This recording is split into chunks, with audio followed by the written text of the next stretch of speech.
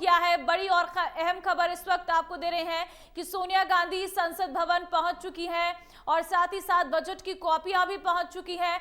2 minute में शुरू हो जाएगी सदन की कार्यवाही और उसके बाद निर्मला सीतारमण आज बजट पेश करेंगी।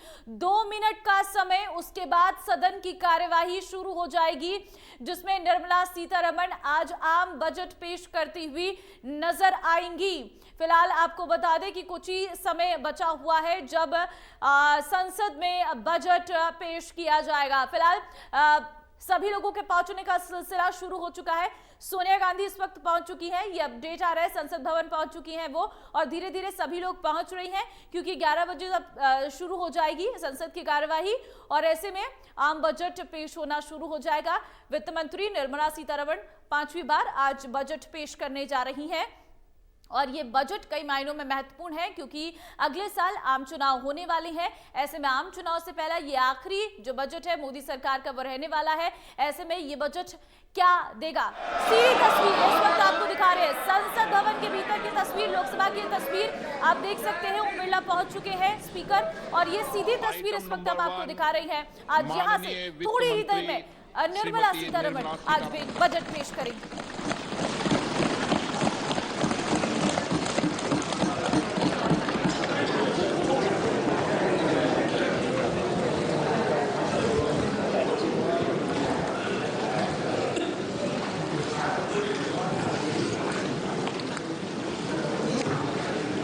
Honorable Speaker, I present the budget for 2023-2024. This is the first budget in Amrit Kal. This budget hopes to build on the foundation laid in the previous budget and the blueprint drawn for India at 100. We envision a prosperous and inclusive India in which the fruits of development will reach all sections and citizens, especially our youth, women, farmers, OBCs, scheduled castes and scheduled tribes. In the 75th year of our independence, the world has recognized the Indian economy as a bright star. Our current year's economic growth is estimated to be at 7%. It is notable that this is the highest among all the major economies. This is in spite of the massive slowdown globally caused by COVID-19 and the war. The Indian economy is therefore on the right track and despite a time of challenges, heading towards a bright future. Today, as Indians stand with their head held high and the world appreciates India's achievements and successes, we are sure that elders who had fought for India's independence will, with joy, bless us in our endeavors going forward as well. Our focus on wide-ranging reforms and sound policies implemented through Sabka Prayas, resulting in Jan Bhagidari and targeted support to those in need, helped us perform well in trying times. India's rising global profile is because of the several accomplishments. Unique world-class digital public infrastructure, example, Aadhaar, CoWIN and UPI. COVID vaccination drive in unparalleled scale and speed.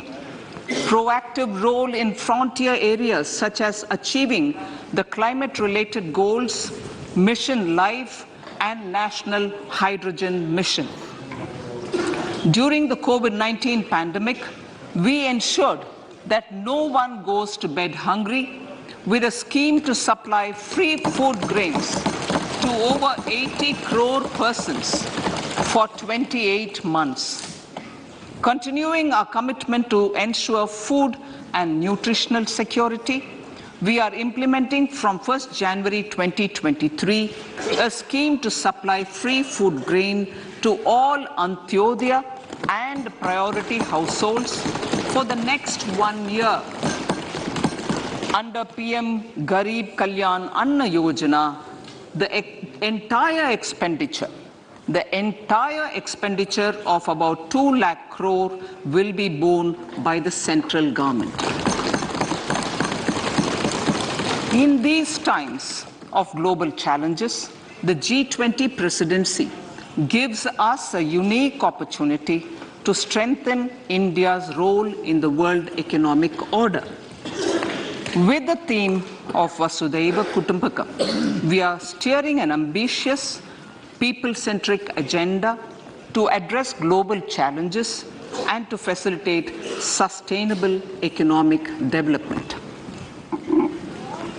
The government's efforts since 2014 have ensured for all citizens a better quality of life and life of dignity. The per capita income has more than doubled to 1.97 lakh rupees. In these 9 years, the Indian economy has increased in size from being 10th to 5th largest in the world. We have significantly improved our position as well as a well-governed and innovative country with a conducive environment for business as reflected in several global indices. We have made a significant progress in many sustainable development goals. The economy has become a lot more formalized as reflected in the EPFO membership, more than doubling to 27 crore and rupees 7,400 crore digital payments of 126 lakh crore rupees through UPI in 2022. The efficient implementation of many schemes with universalization of targeted benefits has resulted in inclusive development. Some of the schemes are 11.7 crore household toilets under Swachh Bharat mission, which is achieved, 9.6 crore LPG connections under Ujjwala, 220 crore COVID vaccination of 102 crore persons, 47.8 crore PM Jan Dhan bank accounts, insurance cover for 44.6 crore persons under PM Suraksha Bima and PM Jeevan Jyoti Yojana, and cash transfer of 2.2 lakh crores of rupees to 11.4 crore to over 11.4 crore farmers under PM Kisan Samman Nidhi. Our vision for the Amrit Kaal includes technology-driven and knowledge-based economy with strong public finances and a robust financial sector. To achieve this, Jan Bhagidari through Sabka Saath Sabka Prayas is essential. The economic agenda for achieving this vision focuses on 3 things. First, facilitating ample opportunities for citizens, especially the youth, to fulfill their aspirations. Second, providing strong impetus to growth and job creation. And third, strengthening macroeconomic stability. To service these focus areas in our journey to India at 100, we believe that the following 4 opportunities can be transformative during Amrit Kaal. Economic empowerment of women. Deen Dayal Antyodaya Yojana National Rural Livelihood Mission has achieved remarkable success by mobilizing rural women into 81 lakh self-help groups. We will enable these groups to reach the next stage of economic empowerment through formation of large producer enterprises or collectives, with each having several thousand members and managed professionally. They will be helped with raw materials supply and for better design, quality, branding, and marketing of their products. Through supporting these policies, they will be enabled to scale up their operations to serve the large consumer markets, as has been the case with the several startups growing into unicorns. PM Vishwakarma Kaushal Samman, PM Vikas. For centuries, traditional artisans and craftspeople who work with their hands using tools have brought renown for India. They're generally referred to as Vishwakarma. The art and the handicraft created by them represents the true spirit of Atmanirbhar Bharat. For the first time, a package of assistance for them has been conceptualized. The new scheme will enable them to improve the quality, scale, and reach of their products, integrating them with the MSME value chain. The components of this scheme will include not only financial support, but also access to advanced skill training, knowledge of modern digital techniques, and efficient green technologies, brand promotion, linkage with local and global markets, digital payments, and social security. This will greatly benefit the scheduled castes, scheduled tribes, OBCs, women, and people belonging to the weaker sections. Tourism. The country offers immense attraction for domestic as well as foreign tourists. There is a large potential to be tapped in tourism. The sector holds huge opportunities for jobs and entrepreneurship for youth in particular. Promotion of tourism will be taken up on mission mode with active participation of states, convergence of government programs, and public-private partnerships. Green growth. We are implementing many programs for green fuel, green energy, green farming, green mobility, green buildings, and green equipment, and policies for efficient use of energy across various economic sectors. These green growth efforts help in reducing carbon intensity of the economy and provides for large-scale green job opportunities.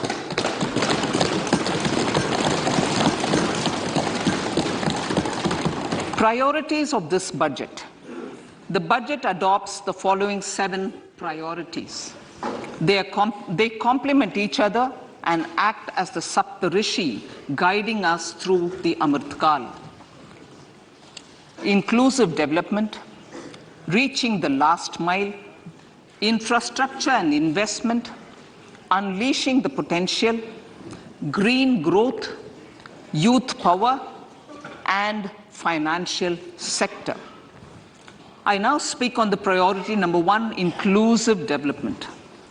The government's philosophy of Sabka Saath, Sabka Vikas has facilitated inclusive development covering in specific farmers, women, youth, OBCs, scheduled castes, scheduled tribes, Divyangjan, and economically weaker sections, and overall priority for the underprivileged, Vanchiton ko Variyata. There has also been a sustained focus on Jammu Kashmir, Ladakh, and the Northeast.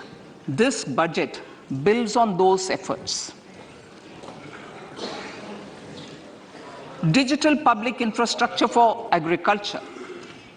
Digital public infrastructure for agriculture will be built as an open source, open standard, and interoperable public good.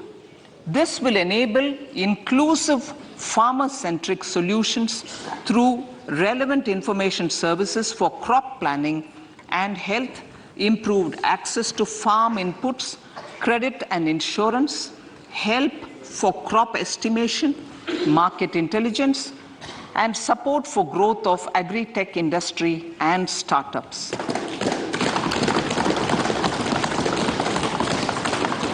An agriculture accelerator fund.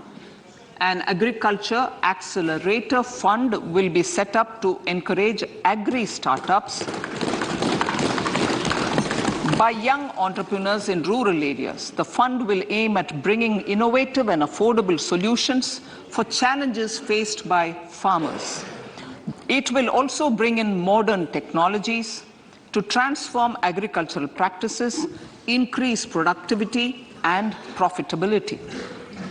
To enhance the productivity of extra long staple cotton, we will adopt a cluster-based and value chain approach through public-private partnerships.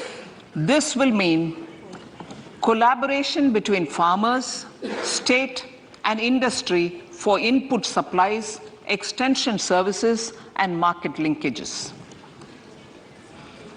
We will launch an Atmanirbhar Clean Plant program to boost availability of disease-free, quality planting material for high-value horticultural crops at an outlay of 2,200 crores. Global hub for millets, which are Sri Anna. India is the forefront.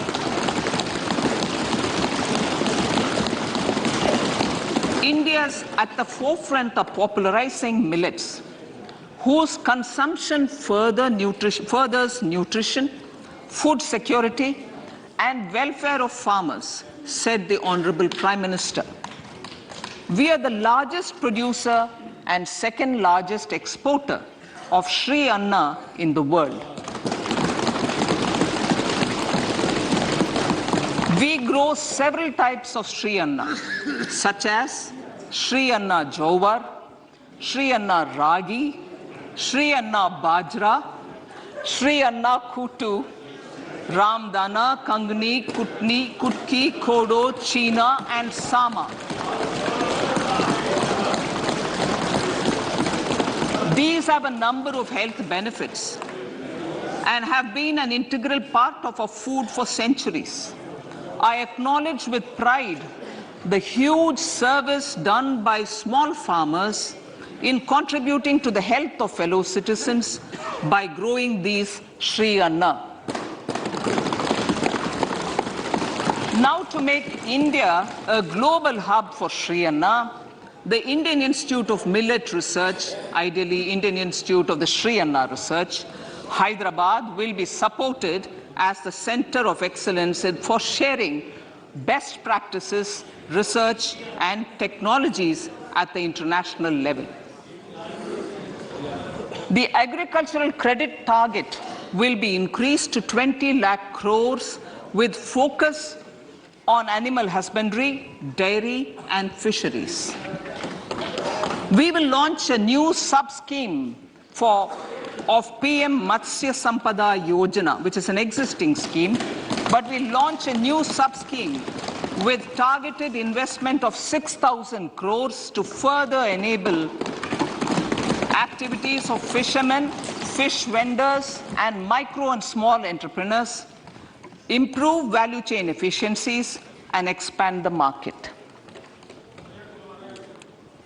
For farmers, especially small and marginal farmers and other marginalized sections, the government is promoting cooperative-based economic development model. A new Ministry of Cooperation was formed with a mandate to realize the vision of Sahkar Se Samriddhi. To realize this vision, the government has already initiated computerization of 63,000 primary agricultural credit societies with an investment of 2,516 crores. In consultation with all the stakeholders and the states, model bylaws for PACS were formulated, enabling them to become multi-purpose PACS. A national cooperative database is being prepared for countrywide mapping of cooperative societies. With this backdrop, we will implement a plan to set up massive decentralized storage capacity.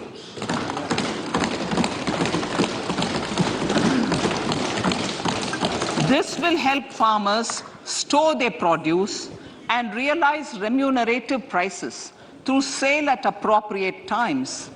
The government will also facilitate setting up of a large number of multi-purpose cooperative societies, primary fisheries societies, and dairy cooperative societies in uncovered panchayat and villages in the next 5 years.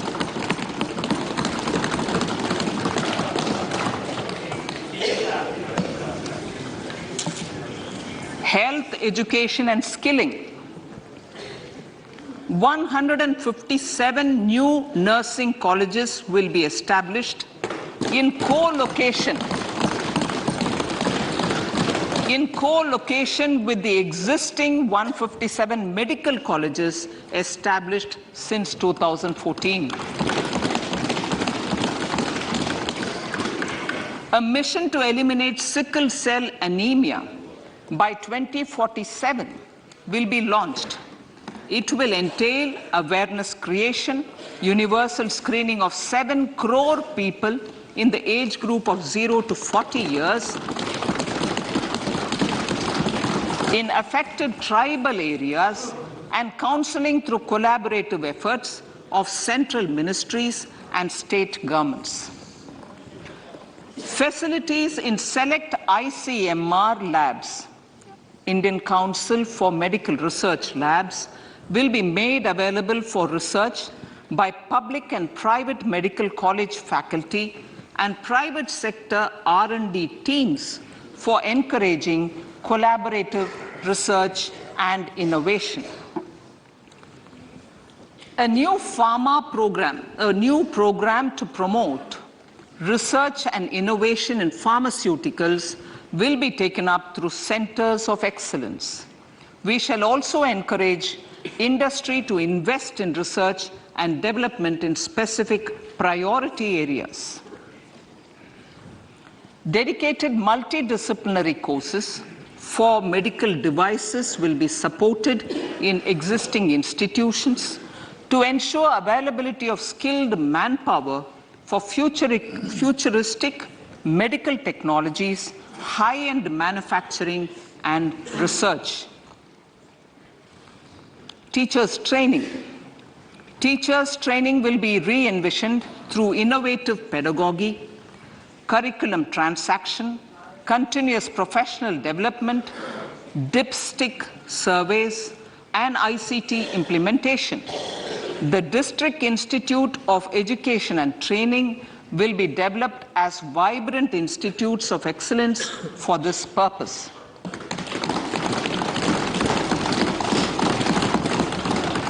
National Digital Library for Children and Adolescents. A National Digital Library for Children and Adolescents will be set up for facilitating availability of quality books across geographies, languages, genres, and levels, and device-agnostic accessibility. States will be encouraged to set up physical libraries for them at panchayat and ward levels and provide infrastructure for accessing the national digital library resources.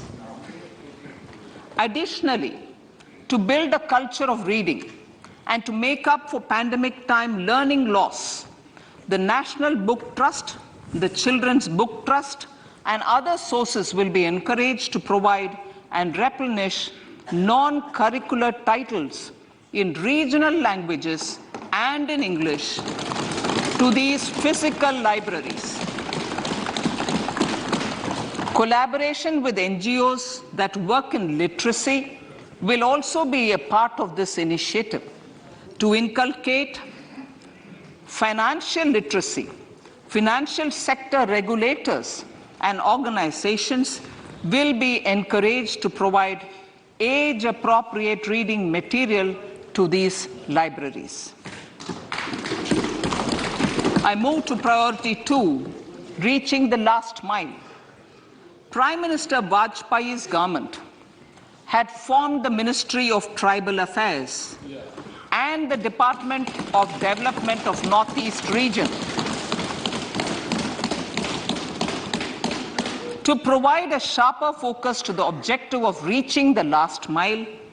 Our government has formed the ministries of Ayush, Fisheries, Animal Husbandry and Dairying, Skill Development, Jal Shakti and Cooperation. Building on the success of the Aspirational Districts program, the government has recently launched the Aspirational Blocks program, covering 500 blocks for saturation of essential government services across multiple domains such as health, nutrition, education, agriculture, water resources, financial inclusion, skill development, and basic infrastructure.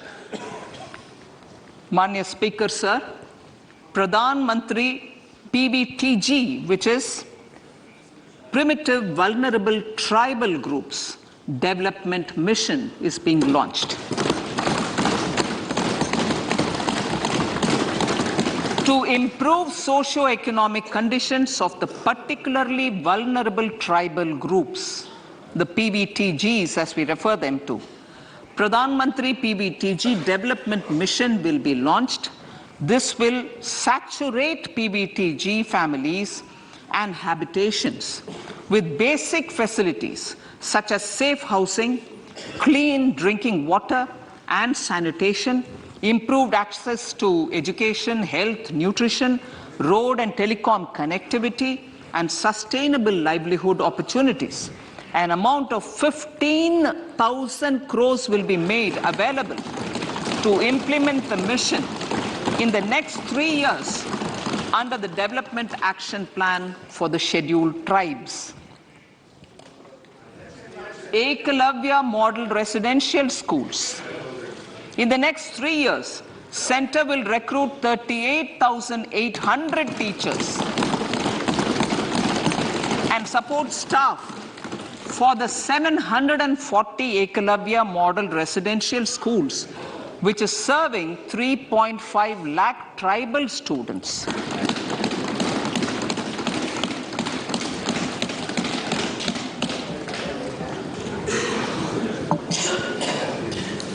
In the drought-prone central regions of Karnataka, central assistance of 5,300 crore will be given to Upper Bhadra project to provide sustainable micro irrigation and filling up of surface tanks for drinking water. PM Awas Yojana. The outlay for PM Awas Yojana is being enhanced by 66% to over 79,000 crores.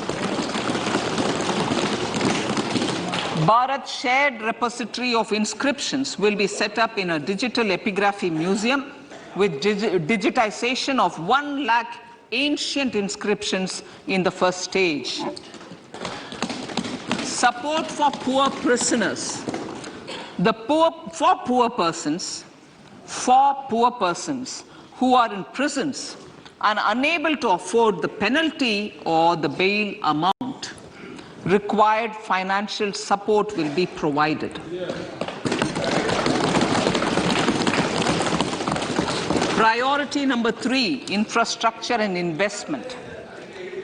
Investments in infrastructure and productive capacity have a large multiplier impact on growth and employment. After the subdued period of the pandemic, private investments are growing again. The budget takes the lead once again to ramp up the virtuous cycle of investment and job creation. Honorable Speaker, sir, the capital investment outlay is being increased steeply for the 3rd year in a row by 33% to 10 lakh crores, which would be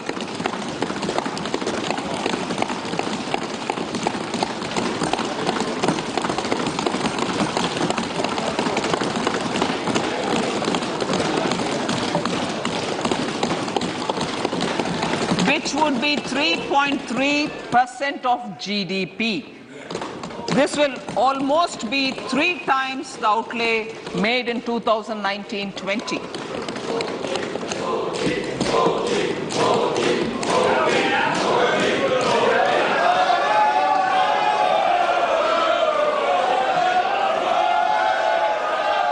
This substantial increase in recent years is central to the government's efforts to enhance growth potential and job creation, crowd in private investments, and provide a cushion against global headwinds. The direct capital investment by the center is complemented by the provision made for creation of capital assets through grants and aids to state. The effective capital expenditure of the center is budgeted at 13.7 lakh crore rupees, which will be 4.5% of GDP. Support to state governments for capital investment. I have decided to continue the 50-year interest-free loan to state governments for 1 more year to spur investment in infrastructure and to incentivize them for complementary policies actions with a significantly enhanced outlay of 1.3 lakh crores. The newly established Infrastructure Finance Secretariat will assist all stakeholders for more private investment in infrastructure, including railways, roads, urban infrastructure, and power, which are predominantly depend on public resources. The harmonized master list of infrastructure will be reviewed by an expert committee for recommending the classification and financing framework suitable for Amartkal. A capital outlay, I'm talking about railways now, sir, Honorable Speaker, railways. A capital outlay of 2.40 lakh crores has been provided for the railways. This is the highest ever outlay this highest ever outlay is about 9 times the outlay made in 2013-14. 100 critical transport infrastructure projects for last and first mile connectivity for ports, coal, steel, fertilizer, and food grain sectors have been identified. They will be taken up on priority with investment of 75,000 crores, including 15,000 crore from private sources. 50 additional airports, heliports, water aerodromes, and advanced landing grounds will be revived for improving regional air connectivity.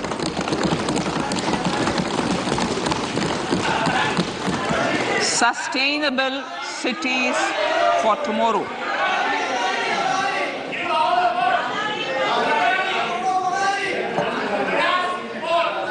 States and cities will be encouraged to undertake urban planning reforms and actions to transform our cities into sustainable cities of tomorrow. This means efficient use of land resources, adequate resources for urban infrastructure, transit-oriented development, enhanced availability and affordability of urban land, and opportunities for all. Through property tax governance reforms and ring-fencing user charges on urban infrastructure, cities will be incentivized to improve their creditworthiness for municipal bonds. Like the RIDF, an urban infrastructure development fund will be established through use of priority sector lending shortfall. This will be managed by the National Housing Bank and will be used by public agencies to create urban infrastructure in Tier 2 and Tier 3 cities. States will be encouraged to leverage resources from the grants of the 15th Finance Commission as well as existing schemes to adopt appropriate user charges while accessing the UIDF. We expect to make available 10,000 crore rupees per annum for this purpose.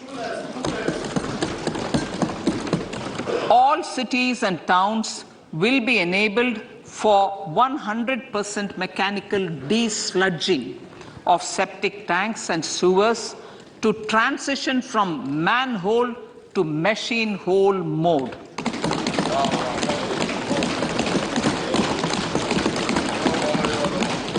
Enhanced focus will be provided for scientific management of dry and wet waste.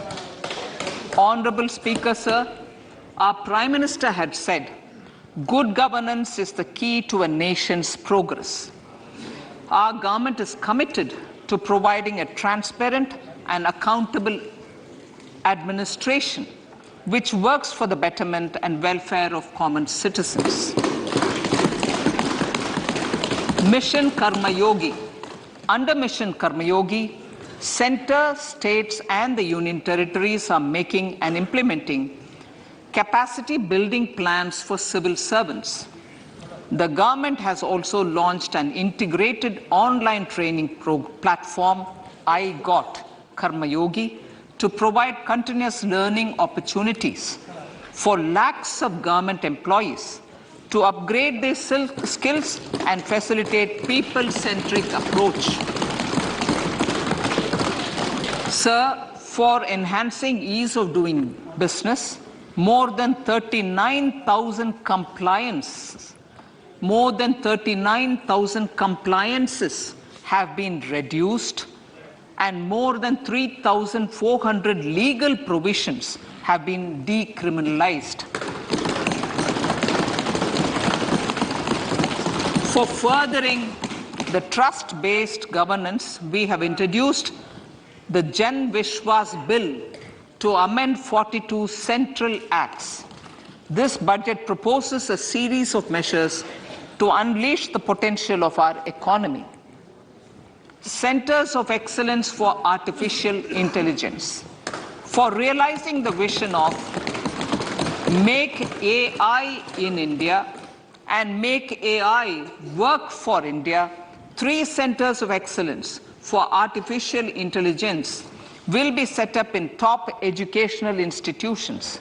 Leading industry players will partner in conducting interdisciplinary research, develop cutting-edge applications, and scalable problem solutions in the areas of agriculture, health, and sustainable cities. This will galvanize an effective AI ecosystem and nurture quality human resources in the field. National Data Governance Policy. To unleash innovation and research by startups and academia, a national data governance policy will be brought out. This will enable access to anonymized data. The KYC process will be simplified, adopting a risk-based instead of one-size-fits-all approach. The financial sector regulators will also be encouraged to have a KYC system fully amenable to meet the needs of digital India. One-stop solution for identity and address updating. A one-stop solution for reconciliation and updating of identity and address of individuals maintained by various government agencies, regulators, and regulated entities will be established using DigiLocker service and Aadhaar as foundational identity. Speaker, sir, common business identifier. For the business establishments required to have a permanent account number, the PAN will be used as the common identifier for all digital systems of specified government agencies. This will bring ease of doing business, and it will be facilitated through a legal mandate.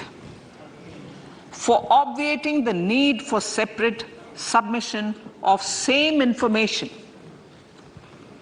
to different government agencies, a system of unified filing process will be set up. Such filing of information or return in simplified forms on a common portal will be shared with other agencies as per the filer's choice. Vivad se Vishwas 1. Relief for MSMEs. In cases of failure by MSMEs to execute contracts during the COVID period, 95% of the forfeited amount relating to the bid or performance security will be returned to them by government and government undertakings. This will provide relief to the MSMEs. Vivad se Vishwas 2. Settling contractual disputes.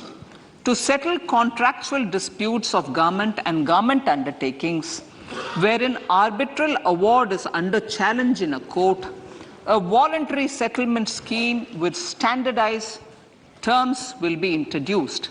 This will be done by offering graded settlement terms depending on pendency level of the dispute. The state support mission of Niti Aayog will be continued for 3 years for our collective efforts towards national priorities. Result-based financing.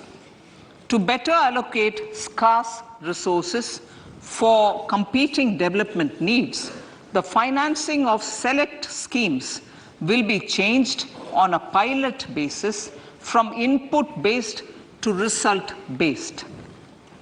E-courts. For efficient administration of justice, Phase 3 of the e-courts project will be launched with an outlay of 7,000 crores. Fintech services in India have been facilitated by our digital public infrastructure, including Aadhaar, PM Jan Dhan Yojana, Video, KYC, India Stack, and UPI. To enable more fintech innovative services, the scope of documents available in DigiLocker for individuals will be expanded. An entity DigiLocker will be set up for the use by MSMEs, large businesses, and also charitable trusts. This will be towards storing and sharing documents online securely whenever needed with various authorities, regulators, banks, and other business entities. 5G services. 100 labs for developing applications using 5G services will be set up in engineering institutions.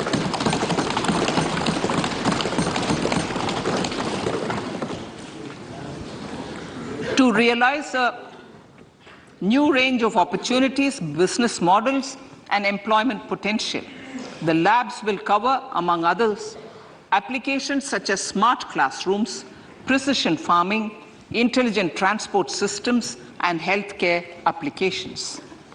Lab-grown diamonds. Lab-grown diamonds is a technology and innovation-driven emerging sector with high employment potential. These environment-friendly diamonds, which have optically and chemically the same properties as natural diamonds. To encourage indigenous production of LGD, lab-grown diamond seeds and machines, and to reduce import dependency, a research and development grant will be provided to one of the IITs for 5 years. To reduce the cost of production, a proposal to review the custom duty on LGD seeds will be indicated in Part B of the speech. I come to the fifth priority, Honorable Speaker, sir, green growth. Honorable Prime Minister has given a vision for life or lifestyle for environment to spur a movement of environmentally conscious lifestyle. India is moving forward firmly for the Panchamrit, the net zero carbon emission by 2070 to usher in green industrial and economic transition. This budget builds on our focus on green growth. The recently launched National Green Hydrogen Mission, with an outlay of 19,700 crores, will facilitate transition of the economy to low carbon intensity, reduce dependence on fossil fuel imports, and make the country assume technology and market leadership in this sunrise sector. Our target is to reach an annual production of 5 MMT by 2030. Energy transition. This budget provides for 35,000 crores for priority capital investment towards energy transition and net zero objectives and energy security by Ministry of Petroleum and Natural Gas. To steer the economy on sustainable development path, battery energy storage systems with capacity of 4,000 MWH will be supported with viability gap funding.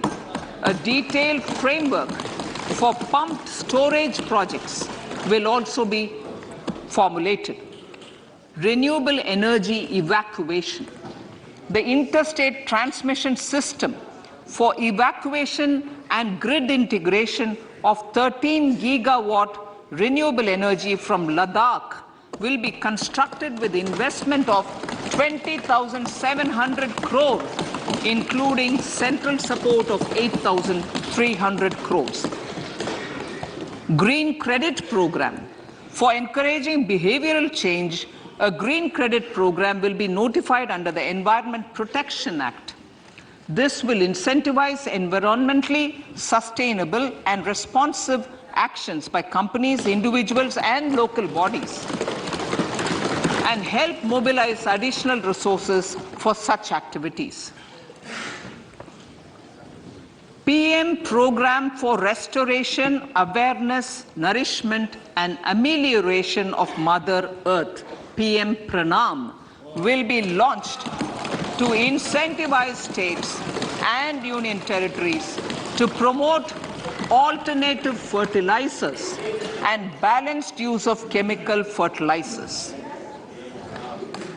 Go Bardhan scheme. 500 new waste to wealth plants under Go Bardhan, galvanizing organic bio-agro resources done. Go Bardhan scheme will be established for promoting circular economy. These will include 200 compressed biogas plants, including 75 plants in urban areas, and 300 community or cluster-based plants at a total investment of 10,000 crores. I will refer to this in Part B also.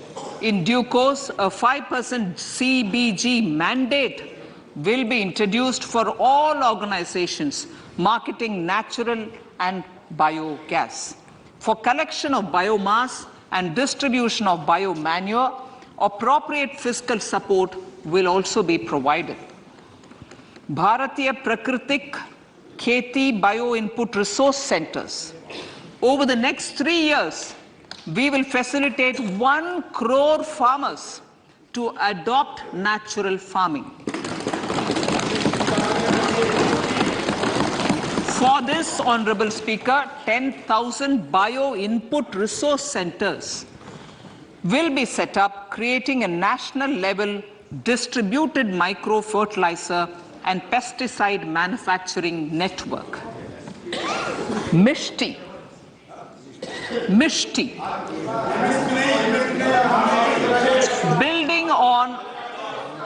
Building on India's success in afforestation, mangrove initiative for shoreline habitats and tangible incomes, Mishti, will be taken up for mangrove plantation along the coastline and on salt pan lands wherever feasible through convergence between Manrega, Campa Fund and other sources. Amrit Dharohar. Wetlands are vital ecosystems which sustain biological diversity. In his latest Mann Ki Baat, the Prime Minister said, now, I quote, now the total number of Ramsar sites in our country has increased to 75, whereas before 2014, there were only 26, unquote. Local communities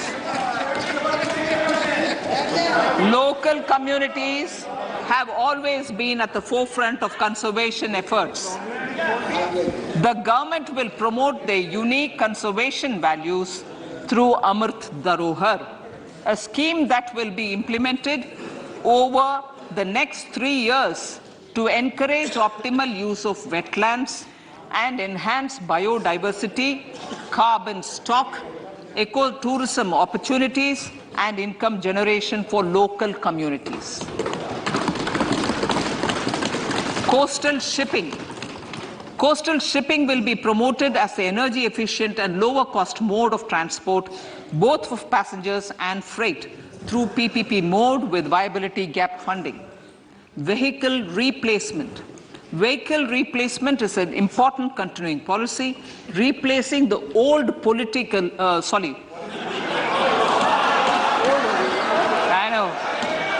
replacing, absolutely, thank you. Replacing old polluting vehicles. Maybe applicable, right? Replacing old polluting vehicles is an important part of greening our economy.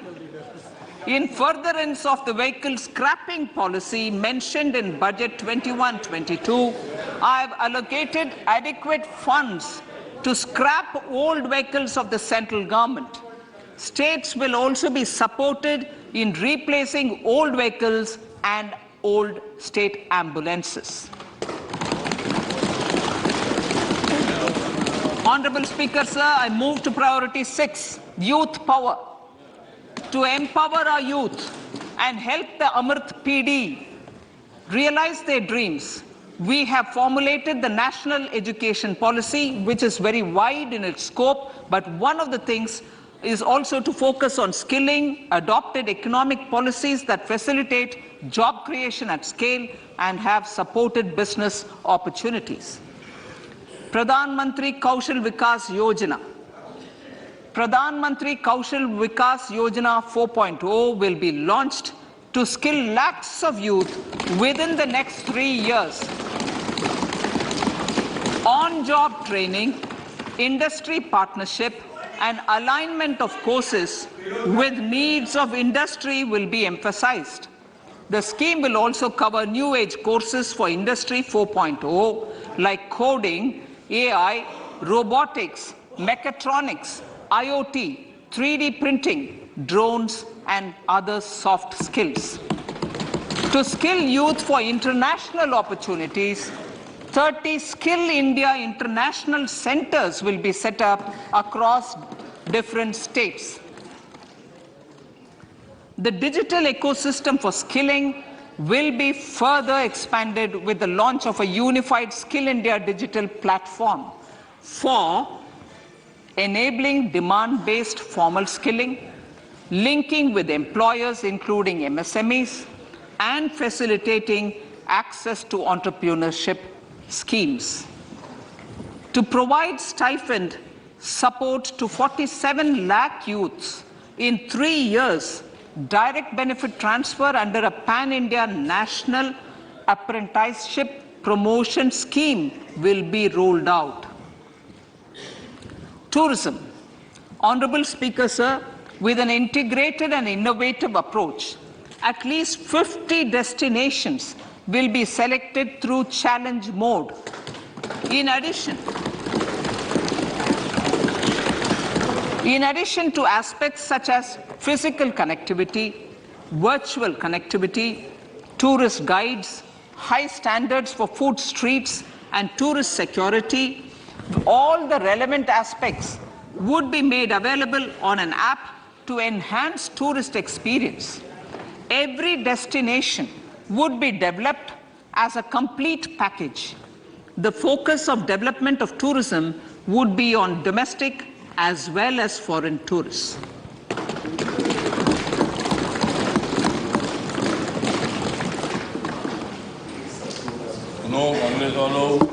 Sector-specific skilling and entrepreneurship development will be dovetailed to achieve the objectives of Dekho Apna Desh initiative. This was launched as an appeal by the Honorable Prime Minister to the middle class to prefer domestic tourism over international tourism. The integrated development of theme-based tourist circuits, the Swadesh Darshan scheme, was also launched. Under the Vibrant Villages program, tourism infrastructure and amenities will be facilitated in border villages. Unity Mall. States will be encouraged to set up a Unity Mall in their state capital or most prominent tourism center or the financial capital for promotion and sale of their one district, one product and GI products and other handicraft products, and for providing space for such products of all other states as well. Sir, priority number 7, financial sector. Our reforms in the financial sector and innovative use of technology have led to financial inclusion at scale, better and faster service delivery, ease of access to credit, and participation in financial markets. This budget proposes to further these measures. Credit guarantee for MSMEs. Last year, I proposed revamping of the credit guarantee scheme for the MSMEs. I am happy to announce that the revamped scheme will take effect from 1st April 2023 through infusion of 9,000 crores in the corpus.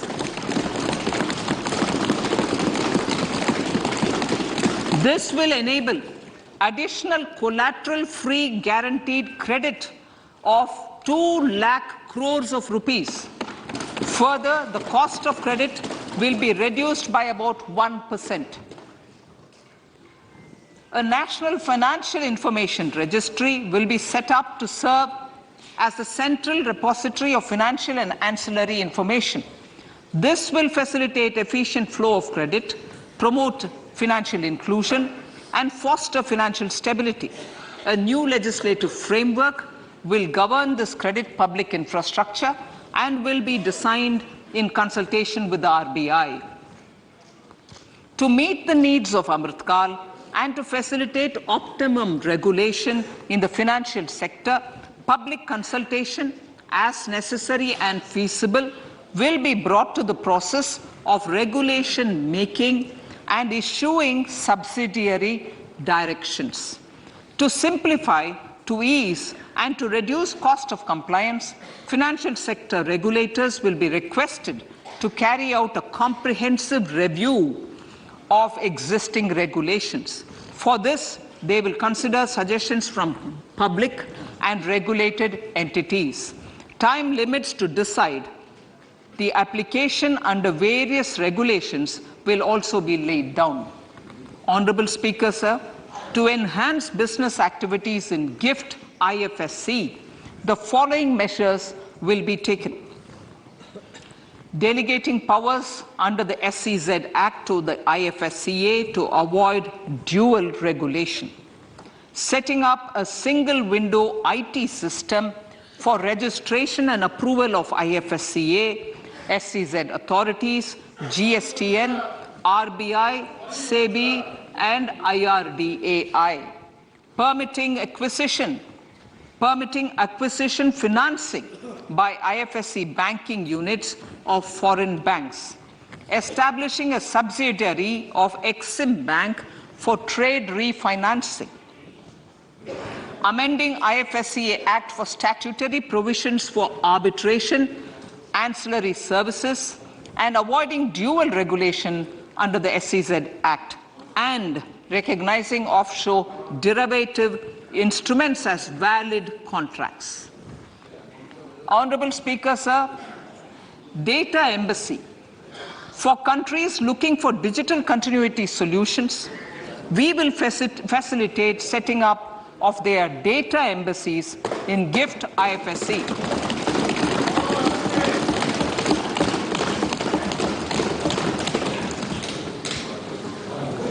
Improving governance and investor protection in banking sector. To improve bank governance and enhance investors' protection, certain amendments to the Banking Regulation Act, the Banking Companies Act, and the Reserve Bank of India Act are being proposed. Capacity building in securities market.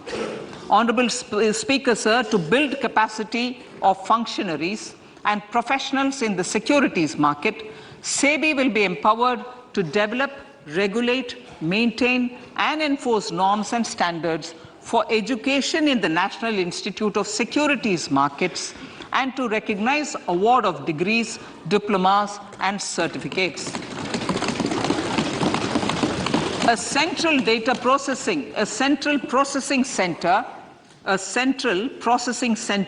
will be set up for faster response to companies through centralized handling of various forms filed with field officers under the Companies Act. Reclaiming of shares and dividends. For investors to reclaim unclaimed shares and unpaid dividends from the Investor Education and Protection Fund Authority with ease, from the Investor Education and Protection Fund Authority with ease, an integrated IT portal will be established. Digital payments continue to find wide acceptance. In 2022, they show an increase of 76% in transaction and 91% in value. Fiscal support for this digital public infrastructure will continue in 2023-2024. Azadi ka Amrit Mahotsav, Mahila Samman Bachat Patra. For commemorating Azadi ka Amrit Mahotsav, a one-time new small savings scheme, Mahila Samman Savings Patra or Savings Certificate, Mahila Samman Savings Certificate will be made available for a 2-year period up to March 2025. This will offer deposit facility up to 2 lakh in the name of a woman or girls for a tenure of 2 years at fixed interest rate of 7.5% with partial withdrawal option. Senior citizens. The maximum deposit limit for senior citizens savings scheme will be enhanced from 15 lakh to 30 lakhs of rupees. The maximum deposit limit for monthly income account scheme will be enhanced from 4.5 lakh to 9 lakh for single account and from 9 lakh to 15 lakh for joint account. Honorable Speaker, sir, fiscal management. 50 years interest-free loan to states. The entire 50-year loan to states has to be spent on capital expenditure within 2023-24.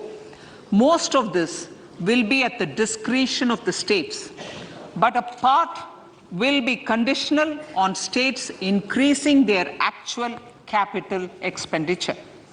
Parts of the outlay will also be linked to or allocated for the following purposes: scrapping old government vehicles, urban planning reforms and actions, financing reforms in urban local bodies to make them credit-worthy for municipal bonds, housing for police personnel above or as part of the police station, constructing unity malls, children and adolescent libraries and digital infrastructure, and state share of capital expenditure of central schemes.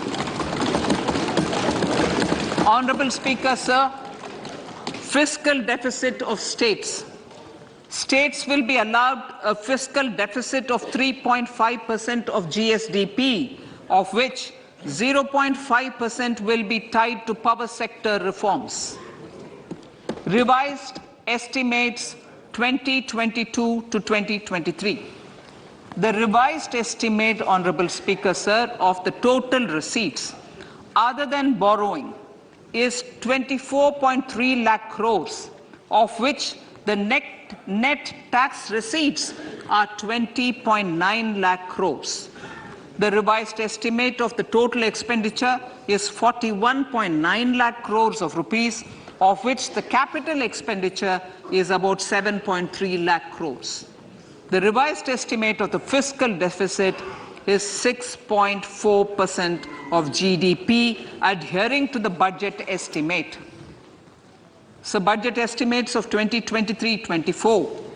Coming to 2023-24, the total receipts other than borrowings and the total expenditure are estimated at 27.2 lakh crores and 45 lakh crores respectively.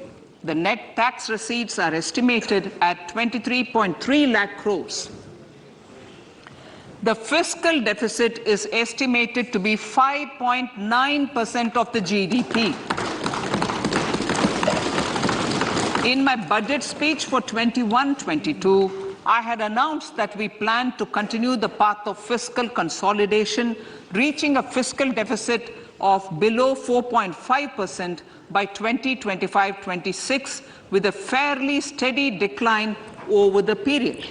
We have adhered to this path, and I reiterate my intention to bring the fiscal deficit below 4.5% of GDP by 2025-26. To finance the fiscal deficit in 2023-24, the net market borrowings from dated securities are estimated at 11.8 lakh crores.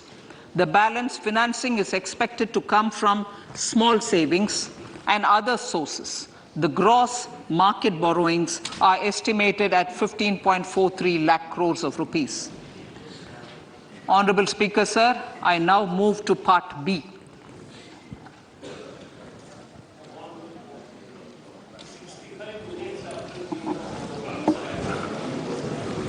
Indirect taxes. My indirect tax proposals will aim to promote exports, boost domestic manufacturing, enhance domestic value addition, encourage green energy and mobility. A simplified tax structure with fewer tax rates helps in reducing compliance burden and improving tax administration. I propose to reduce the number of basic customs duty rates on goods other than textiles and agriculture from 21 to 13. As a result, there are minor changes in the basic custom duties, cesses and surcharges on some items including toys, bicycle, automobiles and naphtha. Green mobility. To avoid cascading of taxes on blended compressed natural gas, I propose to exempt excise duty on GST paid compressed biogas contained in it. To further provide impetus to green mobility, customs duty exemptions is being extended to import of capital goods and machinery required for manufacture of lithium-ion cells for batteries used in electrical vehicles as well. Electronics. As a result of various initiatives of the government, including phased manufacturing program, mobile phone production in India has increased from 5.8 crore units valued at about 18,900 crore in 2014-15 to 31 crore units valued at 2,75,000 crore in the last financial year. To further deepen domestic value addition in manufacturing of mobile phones, I propose to provide relief to customs duty. I propose to provide relief in customs duty on import of certain parts and inputs like camera lens, and continue the concessional duty on lithium-ion cells for batteries for another year. Similarly, to promote value addition in manufacture of televisions, I propose to reduce the basic customs duty on parts of open cells of TV panels to 2.5%. Electrical, to rectify inversion of duty structure and encourage manufacturing of electric kitchen chimneys, the basic custom duty on electric kitchen chimney is being increased from 7.5% to 15%, and that on heat coils for these is proposed to be reduced from 20% to 15%. Chemicals and petrochemicals. Denatured ethyl alcohol is used in chemical industry. I propose to exempt basic customs duty on it. This will also support the ethanol blending program and facilitate an endeavor for energy transition. Basic customs duty is also being reduced on acid-grade fluorospar from 5% to 2.5% to make the domestic fluorochemicals industry competitive. Further, the basic customs duty on crude glycerin for use in manufacture of epichlorohydrin is proposed to be reduced from 7.5% to 2.5%.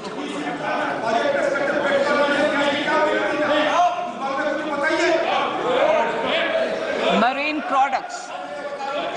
In the last financial year, marine products recorded the highest export growth, benefiting farmers in the coastal states of the country. To further enhance the export competitiveness of marine products, particularly shrimps, duty is being reduced on key inputs for domestic manufacture of shrimp feed. India is a global leader, as I said in Part A, in cutting and polishing of natural diamonds, contributing about 3/4 of the global turnover by value. With the depletion of deposits of natural diamonds, the industry is moving towards lab-grown diamonds, and it holds huge promise. To seize this opportunity, I propose to reduce the basic customs duty on seeds used in their manufacture.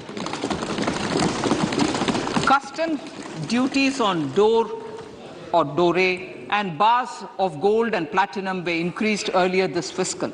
I propose to increase the duties on articles made therefrom to enhance the duty differential. I also propose to increase the import duty on silver doors, bars and articles to align them with that on gold and platinum. To facilitate availability of raw materials for the steel sector, exemptions from basic custom duty on raw materials for manufacture of CRGO steel, ferrous scrap and nickel cathode is being continued. Similarly, the concessional BCD of 2.5% on copper scrap is also being continued to ensure the availability of raw materials for secondary copper producers who are mainly in the MSME sectors. Compounded rubber. The basic custom duty rate on compounded rubber is being increased from 10% to 25% or 30 kg, whichever is lower, at par with that of natural rubber other than latex, to curb circumvention of duty. Cigarettes. National calamity contingent duty on specified cigarettes was last revised 3 years ago. This is proposed to be revised upwards by about 16%. Direct taxes. I now come to my direct tax proposals. Honorable Speaker, these proposals aim to maintain continuity and stability of taxation, further simplify and rationalize various provisions to reduce the compliance burden, promote the entrepreneurial spirit, and provide tax relief to citizens. It has been constant endeavor of the Income Tax Department to improve taxpayers' services by making compliance easy and smooth. Our taxpayers portal received a maximum of 72 lakh returns in a day, processed more than 6.5 crore returns this year. Average processing period reduced from 93 days in financial year 13-14 to 16 days only now. And 45% of the returns were processed within 24 hours. We intend to further improve this, roll out the next generation common IT return form for taxpayer convenience, and also plan to strengthen the grievance redressal mechanism. MSMEs and professionals. MSMEs are growth engines of our economy. Micro enterprises with turnover up to 2 crore of rupees and certain professionals with turnover of up to 50 lakh rupees can avail the benefit of presumptive taxation. I propose to provide enhanced limits of 3 crore and 75 lakh respectively to the taxpayers whose cash receipts are no more than 5%. Whose cash receipts are no more than 5%. Moreover, to support MSMEs in timely receipt of payments, I propose to allow deduction for expenditure incurred on payments made to them only when payment is actually made. Cooperation. Cooperation is a value to be cherished. In realizing our Prime Minister's goal for Sehkar Se Samriddhi and his resolve to connect the spirit of cooperation with the spirit of Amrit Kal, in addition to the measures proposed in Part A, I have a slew of proposals for the cooperation sector. First, new cooperatives that commence manufacturing activities till 2024, 31st March, shall get the benefit of a lower tax rate of 15%, as is presently available to new manufacturing companies. Secondly, I propose to provide an opportunity to sugar cooperatives to claim payments made to sugarcane farmers for the period prior to the assessment year 2016-17 as expenditure. This is expected to provide them a relief of almost 10,000 crores. Thirdly, I am providing a higher limit of 2 lakh per member for cash deposits to loans in cash by primary agricultural cooperative societies and primary cooperative agriculture and rural development banks. I repeat that. Thirdly, I am providing a higher limit of 2 lakh per member for cash deposits to and loans in cash by primary agricultural cooperative societies and primary cooperative agricultural and rural development banks. Similarly, a higher limit of 3 crore for TDS on cash withdrawal is being provided to cooperative societies. Startups.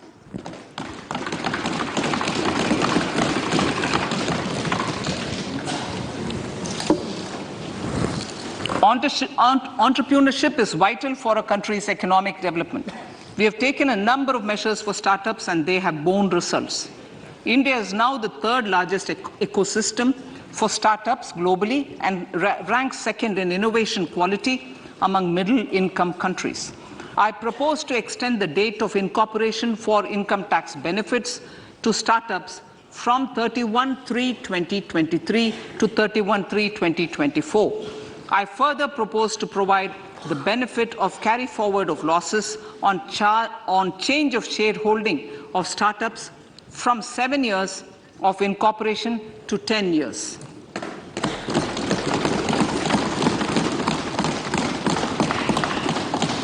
To reduce the pendency of appeals at commissioner level, I propose to deploy about 100 joint commissioners for disposal of small appeals. We shall also be more selective in taking up cases for scrutiny of returns already received this year. Better targeting of tax concessions.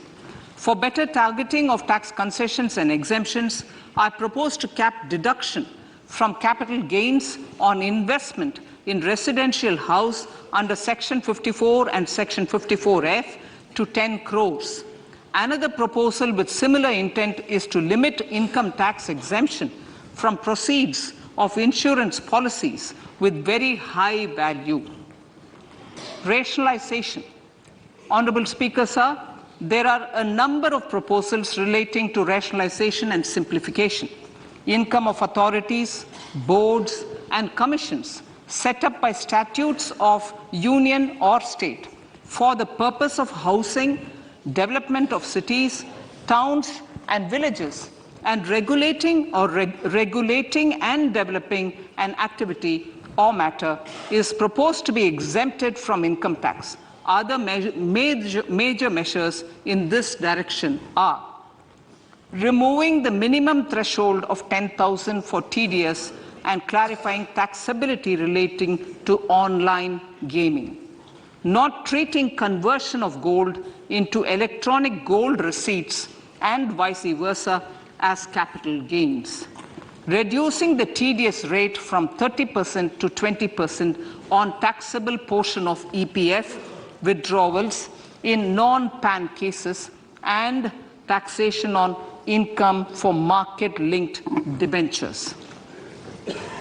Other major proposals in the finance bill relate to the following: extension of period of tax benefits to funds relocating to IFSC, GIFT City till 31/3/2025, decriminalization under Section 276A of the Income Tax Act, allowing carry forward of losses on strategic disinvestment, including that of IDBI Bank, and providing EEE status to Agniveer Fund. Personal income tax.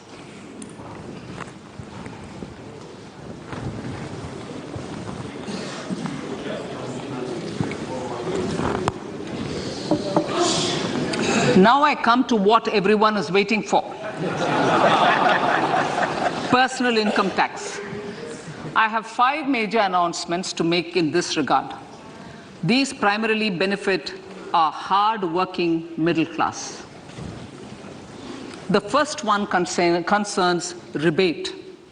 Currently, those with income up to 5 lakh do not pay any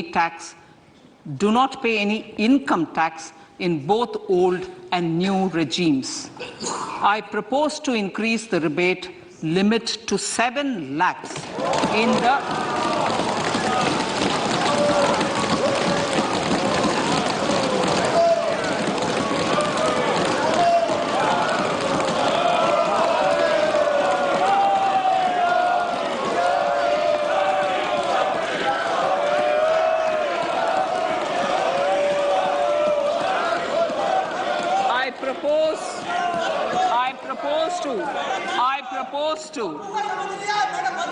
I propose to increase the rebate limit to 7 lakh in the new tax regime. Thus, persons in the new tax regime with income up to 7 lakhs will not have to pay any tax at all. The second proposal relates to middle-class individuals. I had introduced in the year 2020 the new personal income tax regime with 6 income slabs starting from 2.5 lakh. I propose to change the tax structure in this regime by reducing the number of slabs to 5 and increasing the tax exemption limit to 3 lakhs. The new tax rates are 0 to 3 lakh, nil. 3 to 6 lakhs, 5%. 6 to 9 lakhs, 10%. 9 to 12 lakh, 15%. 12 to 15 lakhs, 20%. And above 15 lakhs, 30%. This will provide major relief to all taxpayers in the new regime. An individual with an annual income of 9 lakhs will be required to pay only 45,000 rupees. This is only 5% of his or her income.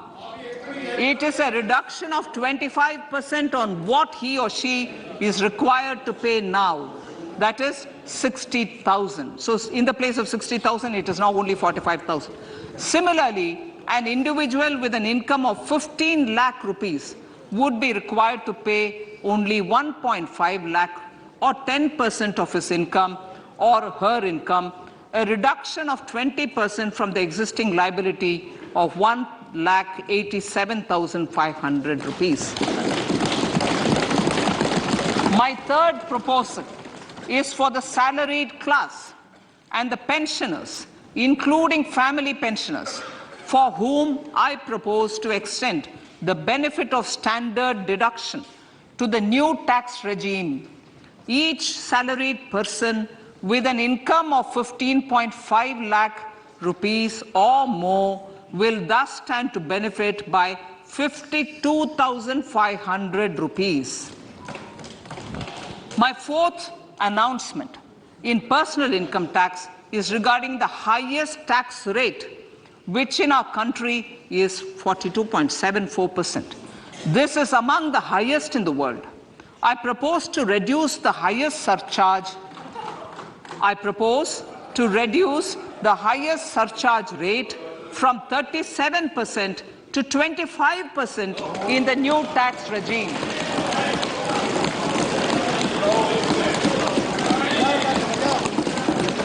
This would result in reduction of the maximum rate. This would result in the reduction of the maximum tax rate to 39%.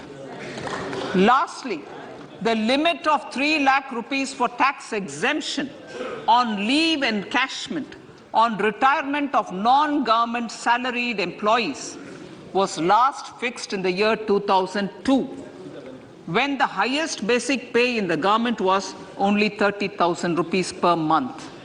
In line with the increase in the government salaries, I am proposing to increase this limit to 25 lakh rupees.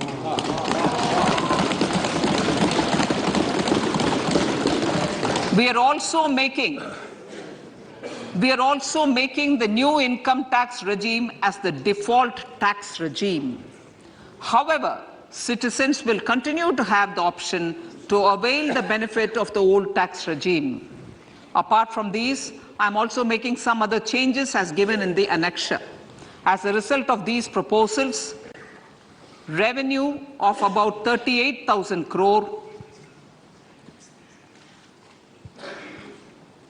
to 37,000 crore in direct taxes and rupees 1,000 crore in indirect taxes will be foregone, while revenue of about 3,000 crore will be additionally mobilized. Thus, the total revenue foregone is about 35,000 crores annually. Honorable Speaker, sir, with these words, I commend the budget to this August House.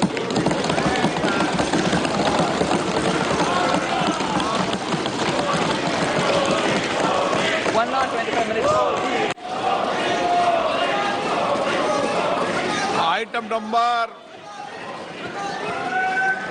1, माननीय item number 2 Shrimati Nirmala Sitharaman ji. Sir, with your permission, I lay on the table of the following statements. Under Section 3(1) of the Fiscal Responsibility Budget Management Act 2003, 1. Medium-term fiscal policy cum fiscal policy strategy statement and macroeconomic framework statement. माननीय सदस्यगण, जैसा कि आपको समाचार भाग 2 के माध्यम से पहले ही सूचित किया जा चुका है कि माननीय वित्त मंत्री जी के बजट भाषण की प्रतियां हार्ड कॉपी के रूप में उपलब्ध कराई गई है. आप बजट भाषण की अपनी अपनी प्रति प्रकाशन पलक से ले लें. आपको ये भी सूचित किया जाता है कि माननीय मंत्री द्वारा बजट प्रस्तुत किए जाने के पश्चात उसकी प्रतियां आपको मेंबर्स पोर्टल के माध्यम से उपलब्ध करा दी जाएगी. आइटम नंबर 3, माननीय मंत्री जी, वित्त मंत्री जी. Sir, with your permission, I rise to move for leave to introduce the Finance Bill 2023. प्रश्न ये कि विधेयक को पुनर्स्थापित करने की अनुमति प्रदान की जाए. जो सदस्य इसके पक्ष में हाँ गए, जो सदस्य विरोध में ना गए, मेरे विचार में निर्णय हाँ वालों के पक्ष में माननीय मंत्री जी विधेयक को पुनर्स्थापित करें. Sir, I introduce the bill.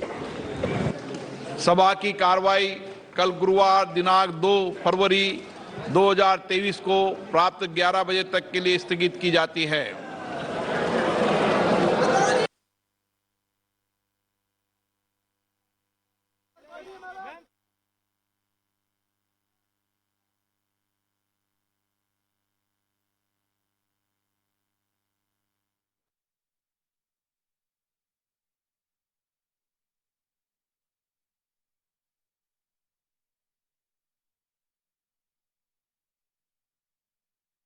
Tax slab में छूट सीमा 7 लाख रुपए की गई है। आयकर छूट सीमा 5 से बढ़ाकर 7 लाख रुपए कर दी गई है। वेतन भोगियों को आयकर में छूट का ऐलान। तो आयकर रिटर्न प्रक्रिया लगातार आसान हुई है। निर्मला सीतारमण ने बजट पेश किया है। बजट की खास बातें आपको बता रहे हैं। आयकर रिटर्न प्रक्रिया लगातार आसान हुई है। उन्होंने कहा नए टैक्स स्लैब में छूट हुई है और सीमा भी 7 लाख रुपए तक बढ़ा दी गई है। पहले 5 लाख होती थी, लेकिन अब 7 लाख होगी। वेतन भोगियों को आयकर में छूट का ऐलान भी किया गया है। तो बजट 2023 निर्मला सीतारमण लगातार पेश कर रही थी और आप सुन रहे थे। बजट 2023 आपके सामने। आयकर रिटर्न प्रक्रिया लगातार आसान की गई है। निर्मला सीतारमण ने कहा नए टैक्स स्लैब में छूट सीमा अब 7 लाख रुपए की कर दी गई है। पहले हालांकि ये 5 लाख से बढ़ाकर 7 लाख की गई है। वेतन भोगियों को आयकर में छूट का ऐलान किया गया है।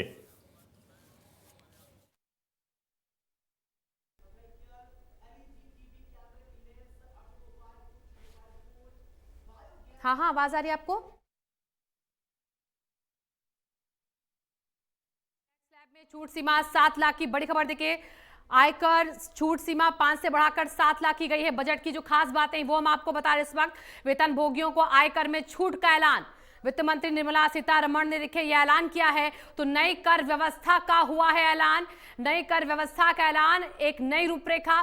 3 से 6 लाख कमाई पर 5% टैक्स। देखिए उम्मीद टैक्स स्लैब को लेकर थी लोगों को। 6 से 9 लाख कमाई पर 10% टैक्स। ये वो स्लैब है जो हम आपको बता रहे हैं। 9 से 12 लाख कमाई पर 15% टैक्स। ये नया टैक्स स्लैब 12 से 15 लाख कमाई पर 20% टैक्स। इस वक्त की देखिए बजट ब्रेकिंग आपको बता रहे हैं हम, जिसमें जो बदलाव हुआ है वो तस्वीर सामने रखी गई है। नई कर व्यवस्था का हुआ है ऐलान। बड़ा ऐलान किया गया है। 3 से 6 लाख कमाई पर 5% टैक्स का यहां पर अब जो नया स्टैंडर्ड यहां पर होगा वो तय कर दिया गया है। 6 से 9 लाख कमाई पर 10% टैक्स। एक एक करके देखिए वो जो टैक्स स्लैब वो आपको बता रहे हैं। 9 से 12 लाख कमाई पर 15% टैक्स। 12 से 15 लाख की कमाई पर 20% टैक्स। तो बजट ब्रेकिंग आज बजट पेश किया गया। इसमें यहां पर टैक्स को लेकर, नई व्यवस्था को लेकर नया ऐलान, नई कर व्यवस्था का ऐलान किया गया है। बजट ब्रेकिंग देखिए आपको बता रहे हैं इंडिया न्यूज पर। सदन की कार्रवाई कल तक के लिए स्थगित कर दी गई है। सदन की कार्रवाई कल तक के लिए स्थगित।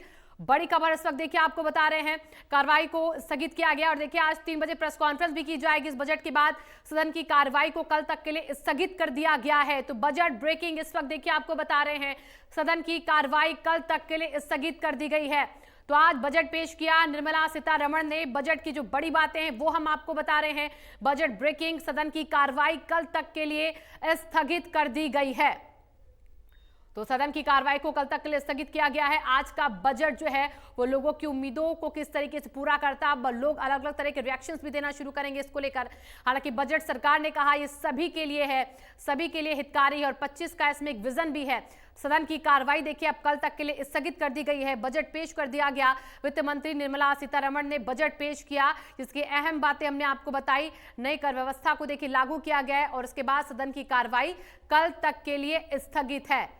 तो कल तक के लिए स्थगित हुई सदन की कार्रवाई। बजट ब्रेकिंग इस वक्त देखिए आपको बता रहे हैं और इंतजार देखिए 3 बजे की प्रेस कॉन्फ्रेंस का भी होगा। 3 बजे प्रेस कॉन्फ्रेंस भी की जानी है। बजट पेश होने के बाद 3 बजे प्रेस कॉन्फ्रेंस का वक्त तय किया गया है। वित्त मंत्री ने वित्त वर्ष 2023-24 का आम बजट पेश कर दिया है। इस आम बजट के पेश होने के बाद सदन की कार्रवाई कल तक के लिए स्थगित हो गई है। तो नई कर व्यवस्था जिसका इंतजार देखिए था सभी को, और टैक्स स्लैब को लेकर देखिए लोग पहले से उम्मीद जता रहे थे, टैक्स छूट को लेकर लोग पहले से उम्मीद जता रहे थे, और इसको लेकर देखिए एक नई कर व्यवस्था जो है वो आज बताई गई है। नई कर व्यवस्था यहां पर लागू, और सदन की कार्रवाई को आगे कल तक के लिए स्थगित किया गया है। तो बड़ी खबर, बजट ब्रेकिंग ये आपको बता रहे हैं, सदन की कार्रवाई कल तक के लिए स्थगित। वित्त मंत्री ने वित्त वर्ष 23-24 का यह आम बजट पेश किया है, सदन की कार्रवाई को इसके बाद कल तक के लिए स्थगित कर दिया गया है। तो व्यापारी, महिला, बच्चे, एजुकेशन सेक्टर्स, हेल्थ सेक्टर्स, नौकरी पेशा लोगों के लिए बड़ी राहत देखिए मिली है। ये बजट ब्रेकिंग आपको बता रहे हैं। आयकर छूट 5 लाख से बढ़ाकर 7 लाख की गई है। नौकरी पेशा लोगों के लिए ये बड़ी राहत, और देखिए नौकरी पेशा लोग ही सबसे ज्यादा परेशान और बेहाल आयकर से थे, और इसके साथ ये बड़ा ऐलान, आयकर छूट 5 लाख से बढ़ाकर अब 7 लाख कर दी गई है। नौकरी पेशा लोगों के लिए यकीनन ये अच्छी खबर है, क्योंकि जिस तरीके से मिडिल क्लास के लोग, नौकरी पेशा के जो लोग हैं, जो आयकर स्लैब को लेकर यहां पर लगातार अपनी बातों को रख रहे थे, उनके लिए बड़ी राहत। और देखिए सस्ता महंगा क्या, वो हम आपको बता दें। सस्ता खिलौने, साइकिल, ऑटोमोबाइल सस्ते, देसी किचन चिमनी सस्ता, एलईडी टीवी भी सस्ती हो गई है। सोना चांदी ये देखिए, और प्लेटलेस जो है वो महंगा हुआ है। सिगरेट भी यहाँ पर महंगी हो गई है। सोना चांदी, प्लेटिनस जो है वो महंगा हुआ है। ये बड़ी खबर, बड़ी तस्वीर जो है आज सामने रखी गई है। सस्ता क्या हुआ है, महंगा क्या हुआ है बजट 2023 और 24 में, वो हम आपको ग्राफिक्स के जरिए देखिए समझा रहे हैं। खिलौने अगर लेते हैं तो वो आपको सस्ते मिलेंगे, साइकिल लेते हैं तो वो आपको सस्ती मिलेगी, ऑटोमोबाइल्स आपको सस्ते मिलेंगे, देसी किचन की चीजें वो सस्ती मिलेगी, चिमनी सस्ती मिलेगी, एलईडी टीवी भी अब सस्ती हो गई है। लेकिन अगर सोना चांदी आप खरीदने जाते हैं तो वो अब महंगा हो गया है। प्लेटिनस महंगा हो गया है, सिगरेट भी महंगी हो गई है, सोना चांदी प्लेटिनस महंगा। तो ये सस्ता और महंगा, अब इसी को देखिए लोग जोड़कर देखेंगे इस बजट से कि क्या उनके लिए सस्ता हुआ है, क्या उनके लिए महंगा हुआ है।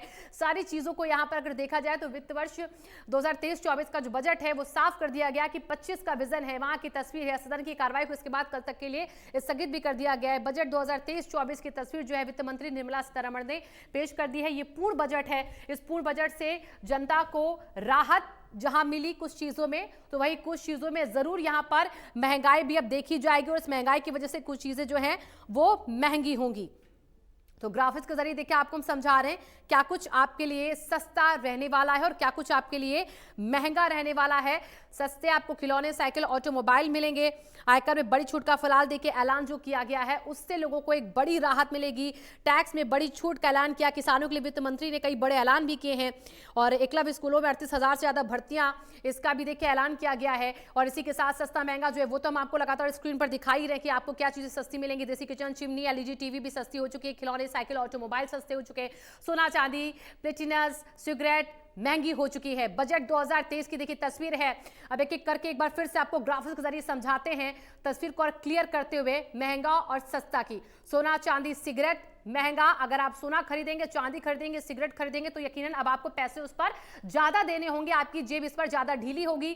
सस्ता खिलौने, साइकिल, ऑटोमोबाइल अगर आप लेते हैं तो ये आपको सस्ता मिलेगा, यानी कि इसमें आपके पैसे जो बचेंगे वो महंगी चीजों में जाके आप इन्वेस्ट कर दोगे। जो चीजें महंगी हैं वो आपको हम दिखा रहे हैं ग्राफिक्स के जरिए, जो सस्ती हैं वो भी हम आपको दिखा रहे हैं। ये आम बजट की जो बड़ी बात है, जो सस्ते महंगे की बात, एक कंपैरिजन लिस्ट होती है उसको लोग चेक जरूर करते हैं कि आपको इस बजट से क्या राहत मिली है, क्या बेनिफिट मिला है, किस तरीके से ये आम लोगों के लिए बजट जो है वो बेनिफिशियल है।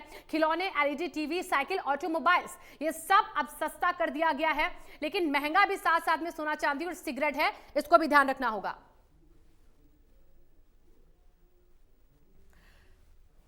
और देवेंद्र कौशिक हमारे साथ जुड़ चुके हैं, सीधे देवेंद्र का रुख करेंगे, उनके साथ कुछ खास मेहमान भी हैं। देवेंद्र, हम चाहते हैं आप लोगों से बातचीत कीजिए क्योंकि बजट की तस्वीर तो साफ हो गई है।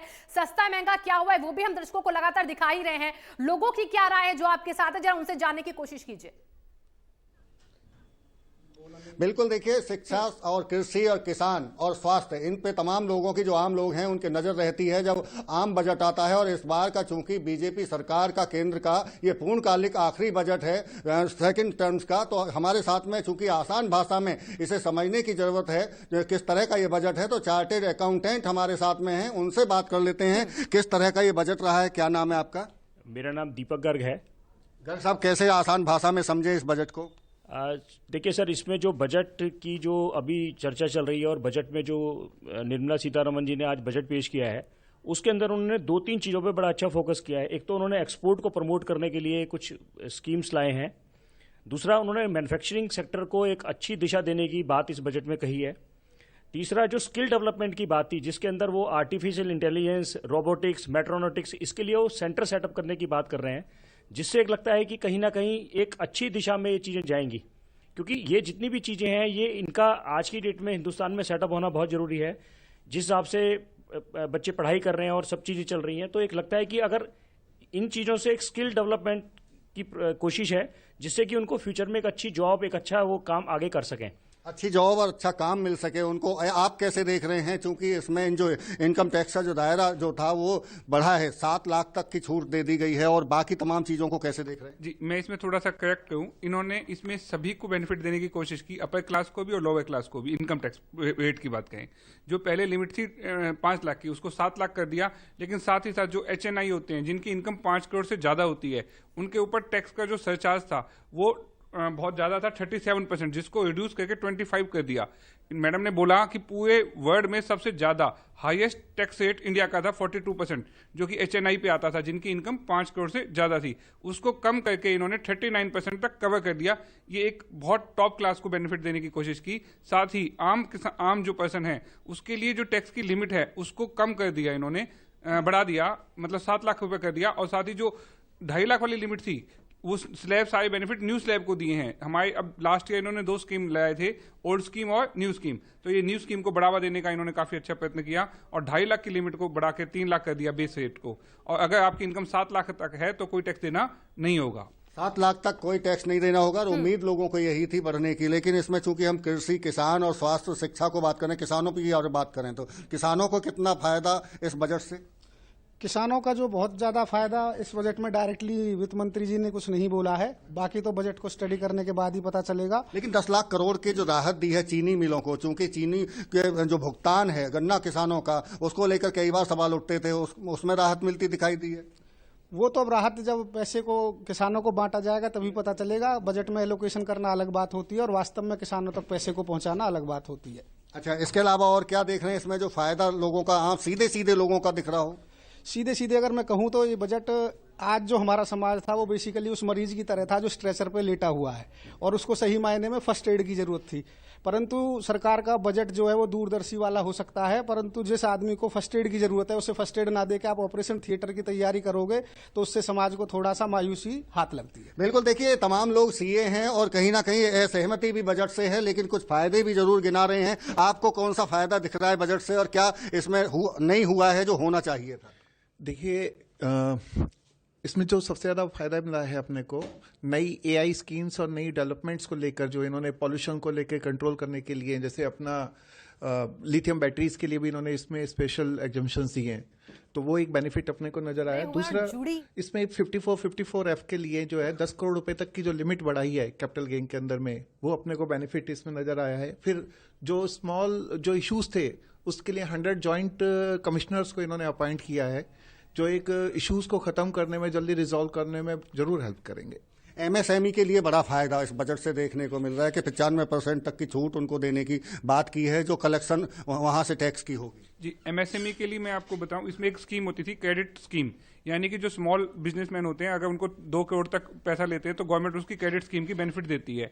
उसकी कॉस्ट होती है, उसकी कॉस्ट पे करनी होती है, लगभग काफी हाई भी होती है। उसमें 1% की रिड्यूस की है, यानी कि अगर मैं 1 करोड़ रुपए का लोन लेता हूं तो मेरी जो 1% कॉस्ट, यानी कि 1 लाख रुपए की कॉस्टिंग मेरी सीधी कम हो गई। ये मुझे सीधा सीधा बेनिफिट है बिजनेसमैन को। अदरवाइज उसकी कॉस्ट अगर 2.5%, 2.5% आती है तो वो 1.5% आएगी क्रेडिट स्कीम लेने की। तो MSME को भी इस तरह से बेनिफिट मिल गया कि बैंक फाइनेंस उसके लिए सस्ता हो जाएगा, क्योंकि महंगाई रेट बढ़ने की वजह से RBI ने रेट बढ़ाए हुए हैं।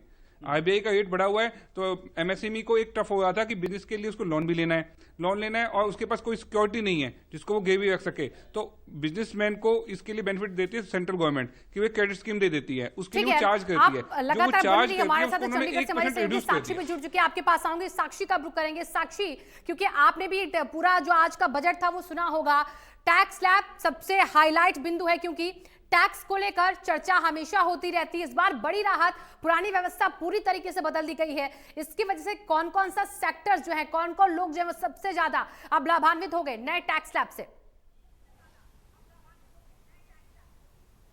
जी बिल्कुल, देखिए जिस तरह आज देश की वित्त मंत्री निर्मला सीतारमण ने बजट पेश किया और इस बजट में कई सारे जो पुरानी टैक्स व्यवस्था थी, टैक्स स्लैब्स थी, उनमें बदलाव किया गया है। आयकर छूट को भी बढ़ाया गया है। कई सारी चीज़ें महंगी की गई हैं, कई चीज़ें सस्ती की गई हैं, जो सीधे तौर पर स्टेक होल्डर्स पर असर डालती है। सुबह भी हमने कुछ महिलाओं से बात की थी जिन्होंने सरकार तक अपनी आवाज़ पहुंचाने की कोशिश की थी कि जो महंगाई है उसे कहीं ना कहीं कम किया जाए। तो महंगाई भी कुछ चीज़ों में बढ़ाई गई है, कुछ चीज़ों में महंगाई जो है वो कम भी हुई है। इस वक्त भी हमारे साथ कुछ महिलाएं हैं जो इंडिया न्यूज़ हरियाणा पर ही बजट भाषण जो है निर्मला सीतारमण का वो सुन रही थी। तो इन महिलाओं से भी बातचीत कर लेते हैं और महिलाओं से जानते हैं कि क्या उनकी एक्सपेक्टेशंस का ये जो बजट है वो रहा है। मैम, जिस तरह से आपने अभी पूरा जो बजट स्पीच था वो सुना, इंडिया न्यूज़ हरियाणा आप देख रही थी, क्या आपको लगता है कि आपकी एक्सपेक्टेशंस के मुताबिक ये बजट रहा है? देखिए, मैं अपने घर की होम मिनिस्टर हूँ, फाइनेंस मिनिस्टर। जो मेरा कैश का जो आउटफ्लो होना है ना, अकॉर्डिंग टू द बजट, वो मेरा रिड्यूस होना चाहिए जो आउटफ्लो है।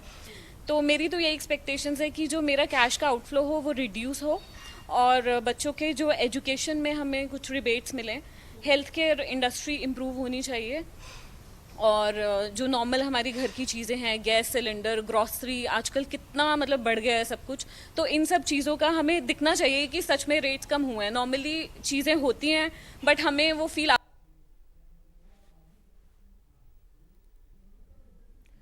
देखिए, महिलाओं से बात करी थी हमारी सहयोगी साक्षी, और महिलाओं के लिए देखिए इस बार सरकार ने एक नई चीज़ जो है वो यहाँ पर सामने रखी है और महिला सम्मान पत्र, बचत पत्र जो वो यहाँ पर जारी किया है।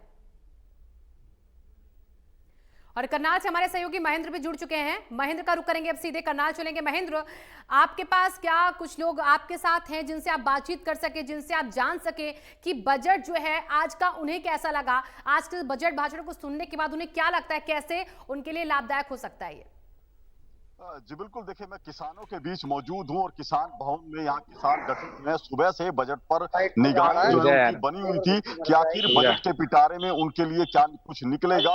कि जिस तरह से लगातार किसान अपनी फसलों के लिए आंदोलन कर रहे हैं, लेकिन एमएसपी की मांग है वो अभी भी अधूरी है। ऐसे बजट से क्या कुछ उम्मीदें हैं उनकी, बजट से क्या कुछ अपेक्षाएं उनकी पूरी हुई है? सीधे किसानों से ही बात कर रहे थे कि वो बजट में किसानों के लिए क्या रहा है। जी, बजट पेश हुआ है, क्या आधे उधर थे, आधे इधर। देखा तो नहीं हमने, क्या होया क्या ना होया जी, क्या आया ये तो हर किसानों के साथ छलवा ही होता है। ये तो कुछ नहीं, उठ के मुंह में जीरे वाली बात है। घोषणा खाली घोषणा कर देते हैं, कर्ज ले और खेती करो। आज खेती को लाभ का सौदा थोड़ा बचा है ना, कोई हमारी एमएसपी मिलती है हमारे को। गन्ने का देख लो आप रेट, लागत तो कितनी आती है, 1 रुपए। आज बजट में कई योजनाएं किसानों के लिए शुरू करने की बात कही। देखो जी, ऐसा कुछ हमारे को लगा नहीं कि कोई नया बजट में कुछ लगे क्या लोन ले और खेती करो, ये तो कोई बात नहीं हुई ना। ये तो कोई अच्छी पहले ब्रॉडकास्ट कर दो, बहुत से लोग पहुंचे ही नहीं। मतलब देखो इस पर समीक्षा करेंगे और बाकी ईश्वर देखते क्या। आप क्या देखते हैं कि जिस तरह से पशुपालन है या मछली पालन है, उसके लेकर सरकार की तरफ से इस बजट में रखा गया करोड़ों ब्रॉडकास्ट कर रखा था, बहुत से लोग पहुंचे ही नहीं। कम से कम 40-45 लोग बस गए ना। किसानों को खर्चे में इंडिविजुअली भेज अपनी हर 6 महीने बाद अपना टीएडीए बढ़ा ला, जाकर बड़ा किसी है अपनी पेंशन हो रहे हैं रियल में, तो क्या रियल में मीटिंग जा रहे हैं, कोई ना बर्बाद कर दिया, सड़क पर ले दिया किसान को। कोई किसान को मेरा कनेक्ट कर दो जल्दी फटाफट, मेरा कनेक्ट कर दो। इस बजट का किसान का कोई फायदा नहीं, मेरा कनेक्ट कर दो जल्दी से। किसानों को कोई फायदा नहीं है, युवा जा रहे हैं छोड़कर। क्या कुछ योजनाएं हैं किसानों? बजट के बारे में बह रहा भाई, जो साहब बजट दे नहीं, इसका कोई फायदा किसानों में नहीं होगा। जुगड़े ना दवाइया का बजट दे भाई, 200 रुपए लीटर दे, 600 रुपए लीटर होगी, उससे आप तुम्हारी फसल ये धंधा नहीं। 150 रुपए लीटर थी, 5 से 5 वो 800 रुपये लीटर होगी। या थी थोड़ी क्या राउंड अप थी 200 गाड़ी बेच रहा हूं, जब रेट लगा 3 लाख रुपए तो खर्चा बढ़ रहा 12,000 का, 18,000 का पड़ा नहीं, पुरानी हो 15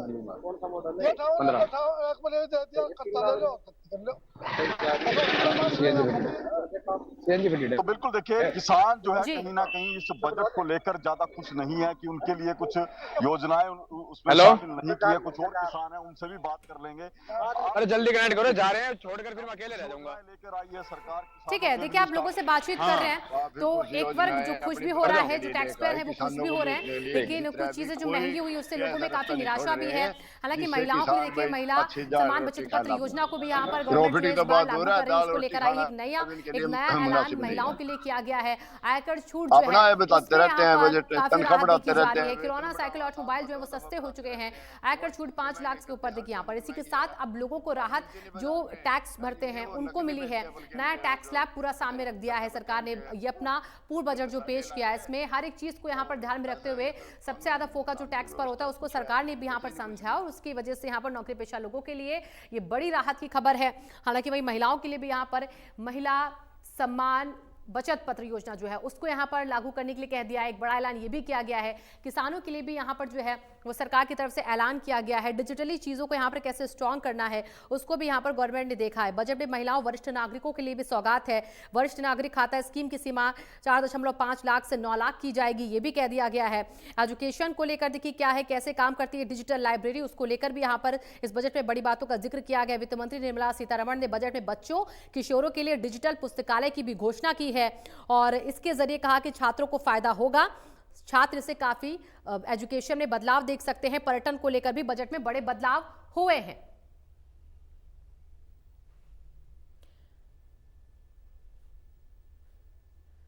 तो पीएम प्रमाण योजना की शुरुआत, बजट में बड़े ऐलान देखिए, आपको बता दें कमर्शियल विवाद के निपटारे के लिए सरकार विवाद से विश्वास 2 योजना लाएगी। पीएम प्रमाण योजना की शुरुआत होगी। योजना वैकल्पिक उर्वरकों को बढ़ावा देने के लिए होगी। इसके अलावा देखिए गोवर्धन स्कीम के तहत 500 नए संयंत्रों की स्थापना भी की जाएगी। बजट में युवाओं के लिए भी देखिए बड़े ऐलान है। केंद्र सरकार प्रधानमंत्री कौशल विकास योजना 4.0 लॉन्च करेगी, ये बड़ा ऐलान हुआ है। युवाओं को अंतर्राष्ट्रीय अवसरों के लिए कुशल बनाने के लिए विभिन्न राज्यों में 30 स्किल इंडिया इंटरनेशनल सेंटर स्थापित किए जाएंगे, ये एक बड़ा ऐलान। प्रकृति खेती अपनाने के लिए किसानों को मदद मिले, इसका भी ध्यान देखिए रखा गया। अगले 3 सालों में 1 करोड़ किसानों को प्राकृतिक खेती अपनाने के लिए मदद की जाएगी, ये भी बताया गया। इसके लिए 10,000 बायो इनपुट रिसोर्स सेंटर खोले जाएंगे। और अगले वित्त वर्ष में रेलवे के लिए 2.40 लाख करोड़ रुपए का प्रावधान किया गया। अगले 1 साल तक देखिए मुफ्त अनाज योजना, इसके लिए 2 लाख करोड़ रुपए का बजट। और पूंजी निवेश के लिए भी यहां पर बड़ी चीज है। और हमारे साथ हमारे 2 सहयोगी जुड़े हैं, करनाल से भी हमारे सहयोगी जुड़े। सबसे पहले करनाल चलेंगे महेंद्र के पास। महेंद्र देखिए वहां पर आप लोगों से बातचीत भी करें, लेकिन किसानों के लिए, एजुकेशन सेक्टर्स में, यूथ के लिए, इन सब चीजों के लिए ध्यान में सरकार ने रखते हुए कई चीजों का ऐलान कर दिया है। लेकिन इससे यूथ कितना खुश दिख रहे हैं आपको, लोग कितना खुश दिख रहे हैं, किसान कितना खुश दिख रहे हैं आपको? जी बिल्कुल, देखिए बात करेंगे आज के बजट में जो युवा किसान हैं उनके लिए स्टार्टअप शुरू करने के लिए अलग से फंड बनाया गया। क्या इससे कुछ असर रहेगा? जो युवा जो लोग हैं खेती से नहीं जुड़ रहे, खेती छोड़ के दूसरे उसमें जा रहे हैं, उनको कुछ प्रेरणा मिलेगी? कुछ नहीं मिलता जी। कौन कर रहा है? अगले जो बच्चे हैं कोई खेती की तरफ ध्यान नहीं देता जी, विदेशों में भाग रहे हैं। क्यों? वहाँ सैलरी भी अच्छी है, बचत नहीं हुआ है। अब 1 एकड़ में पिछले साल से 10,000 रुपए एक्स्ट्रा खर्चा। चुनाव को सामने रखते हुए दूर है मिडिल क्लास इन सारे सरकार से, तो उसको थोड़ा प्रलोभन दिया है। तुम्हारा भाई इनकम टैक्स का स्लैब बढ़ा दिया है। बजट है और क्या है। मिडिल क्लास को भी मदद है, सबको हर तरफ से कोई ना कुछ दिया गया है। उम्मीद है कि इलेक्शन होंगे। मैं कहूँगा मुबारक हो इसको। 1.5 घंटा हमने अच्छी तरह से सुना और अब हम इस पे बात करेंगे। जब मौका आएगा बोलने का उस वक्त हमारी बात सुनेंगे आपके, हम बजट के बारे में क्या कह रहे हैं। ऐसे आपके ओपिनियन में कितना नंबर देंगे बजट को? मैं नंबर नहीं जानता, मुझे नंबर पता ही नहीं। नंबर होती क्या चीज़ है मैं नहीं जानता। हमारे साथ हैं सर। लोग हैं जो नेता हैं वो यहाँ पर कह रहे हैं कि बजट है, जब मौका आएगा तब हम कहेंगे बजट को लेकर क्या कुछ कहना है, तब आप सुनिएगा। नंबर्स क्या होते हैं हमें नहीं मालूम। और देवेंद्र के पास हम चलेंगे। देवेंद्र, आपके पास आ रहे हैं, आपके साथ जो लोग मौजूद हैं, हम चाहते हैं आप उनसे भी जरा बात कीजिए। आपके पीछे भी हमें लोग नजर आ रहे हैं, वो क्या सोच रहे हैं, उनको किन किन सेक्टर्स में दिख रहा है कि यहाँ पर सरकार ने बजट के जरिए कुछ बेहतर करने की कोशिश की है।